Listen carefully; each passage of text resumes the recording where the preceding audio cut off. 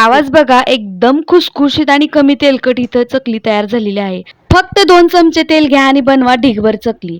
तर इथे 1 किलोच्या प्रमाणात चकली दिलेली आहे, बनवणार आहेत आपण. इथे 1 किलो पीठ मोजून घेतलेलं आहे. त्याच भांड्याने आपण इथं पाऊण भांडं पाणी घ्यायचं आहे. एकदम चकलीचं परफेक्ट असं प्रमाण आहे. इथं कढईमध्ये फक्त 2 चमचे तेल घातलेलं आहे. त्यामध्ये घातला 1 चमचा ठेचलेला लसूण. लसूण खात नसाल तर नाही घातला तरी चालेल. लसूण तेलामध्ये 5 मिनिटं परतून घ्यायचा. लालसर झाला की त्यामध्ये घालायचं मोजून घेतलेलं पाणी. इथं धणे पावडर, ओवा, तीळ, मीठ आणि लाल तिखट, थोडीशी हळद घालायची. हळद अगदी कमी घातलेली आहे.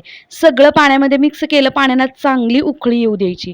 चांगली उकळी आल्यानंतर मोजून मोजून घेतलेली भाजणी पाण्यामध्ये व्यवस्थित मिक्स करून घ्यायचं. तर इथं भाजणी तयार केलेली आहे. भाजणीचा जर व्हिडिओ पाहायचा असेल तर लाईव्हच्या या डिस्क्रिप्शन बॉक्सच्या लाईव्हमध्ये तुम्ही पहा. तर इकडे बघू शकता भाजणी कशी बनवायची त्याचा सुद्धा व्हिडिओ आपल्या चॅनलवरती लवकरच अपलोड होणार आहे.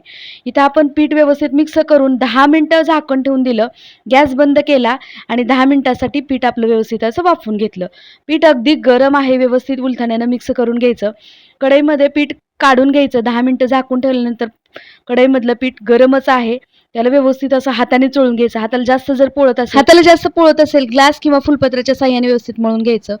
थोडं थोडं कोमट पाणी लावून याला व्यवस्थित असं मळून घ्यायचं. हे बघा, थोडं थोडं पाणी लावून मी याचा व्यवस्थित असा गोळा बनवून घेतला. थोडासा शिल्लक राहिलेला गोळा जो आहे तो आपण झाकून ठेवून द्या. हवाबंद डब्यामध्ये झाकून ठेवायचा आणि चकल्या करत असताना या थोडं थोडं पीठ घेऊन व्यवस्थित असं चुरून ह्या चकल्याच्या सोऱ्यामध्ये चकल्याचं पीठ घातलं. व्यवस्थित असं चुरायचं. याला चुरल्यानंतर काय होतं, चकली आपली मध्ये मध्ये तुटणार नाही. त्याला व्यवस्थित असं चुरून घ्यायचं. व्यवस्थित अशा ताटावरती चकल्या पाडून घ्यायच्या. ताटाच्या पाठीमागच्या बाजूला व्यवस्थित अशा सगळ्या चकल्या पाडून घ्यायच्या. हे बघा, जास्त मोठीही नको जास्त छोटीही नको, अशा पद्धतीने इथे चकल्या बनवून घ्यायच्या आहेत. हे बघा, 2 ते 3 चकल्या झाल्यानंतर याला तळून घ्यायचं. गॅसवरती तेल गरम करण्यासाठी ठेवलं होतं. हे बघा, मस्त असं तेल गरम झालेलं आहे. चकली टाकल्यानंतर 1-2 मिनिटं चकलीला अजिबात हलवायचं नाही. नंतर याला उलटफुलट करून चकल्या तळून घ्यायच्या आणि बाकीच्या सुद्धा चकल्या आपण याच पद्धतीने तळून घ्यायच्या. सुरुवातीला 2 तळून बघायच्या. जास्त जर चकली तेलामध्ये पसरत असेल तर तेल चांगलं गरम करून घ्यायचं. मगच चकली तेलामध्ये सोडायची. चकली तेलात सोडल्यानंतर गॅसची फ्लेम मिडियम ठेवायची आणि मिडियम हीटवरती सगळी चकली तळून घ्यायची आहे. हे बघा, अगदी बुडबुडे कमी झाल्यावर, हलकी फुलकी झाल्यावर चकली तेलातून बाहेर काढायची. अशा पद्धतीनं मस्त खुसखुशीत चकल्या तयार होतात. डिटेल व्हिडिओ पाहायचा असेल तर आपल्या युट्यूब चॅनलवरती आहे.